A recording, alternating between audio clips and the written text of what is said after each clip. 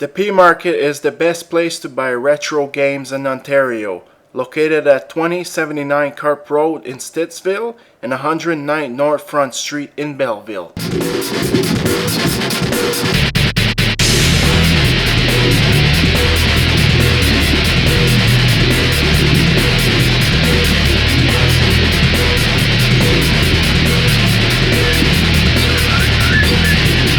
Hi and welcome back for another great review. Today I'm going to review a Nintendo 64 game. It's a third-person action game. It's got its inspiration off Metal Gear. It's definitely not a Metal Gear game and it does have its flaws. But no matter what, it's still a good game and you're still going to find a lot of enjoyment out of it. And my game today is WinBack for the Nintendo 64. So like I said before, WinBack is a third-person shooter. It was developed by Koei, I hope I pronounced that right, and it was released in 1999.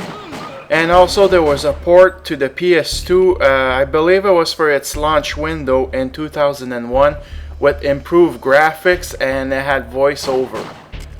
The story in this game is, pretty basic. A group of terrorists are coming to take over the world and destroy parts of the world, and they managed to get a satellite that's fully functional and it has pinpoint accuracy so they can aim anywhere at any time, and you and a group of elite force, you're going in to stop those terrorists. So it's nothing crazy for storyline. But the game does feature two different endings. You get a bad and a good ending. The graphics in this game are pretty terrible. It features a lot of low-res texture and everything looks plain, a lot of fog, colors are very dark, so it's never been a looker. And the animations are a little stiff. But also, graphic doesn't mean that it's also a bad game. The gameplay is pretty awesome. Even for today's standard, I find it holds up quite well. It was the first of its kind to feature like Resident Evil 4 over the shoulder with the laser sight. This game doesn't have over the shoulder, but you can aim freely with the laser. It was the very first of its kind, and this is what paved the road for Resident Evil and Gears of War and etc. You can duck, take cover, to get out of cover to shoot. There's different types of weapons such as, silencers, shotguns, machine guns, pretty basic weapon stuff. The AI is pretty stupid in this game. You can tell, it's heavily scripted for the AI, so when you get to certain parts of the level, doesn't matter how many playthroughs, you can definitely know when the enemies are coming. And a lot of the times they'll just stand there for you to wait to shoot them. Now the controls for this games are good, but they're not perfect. You use the joystick to move around, and you have to use the left and right C buttons to move your camera. It's definitely playable. It'll make you take a bit of time to get used to it, but once you do, it's pretty damn easy to get into it. In terms of music and sound, the music's pretty catchy. It's not the best soundtrack you're gonna hear, but it fits the mood quite well. And the sounds of the gun are pretty good. It's nothing that's gonna blow your mind on 7.1 surround sound, but it does the job quite well. As you can also see, there's a targeting system, and it's a little finicky. You have to have the camera pretty much almost directly on the enemies for it to work. If not, it's a little bit of a pain in the ass, but you adjust the camera, you aim, then it'll aim on the enemy automatically. Sometimes it won't aim at the enemy you want to, so you gotta move the joystick towards the enemy you want, but it's not bad for its time.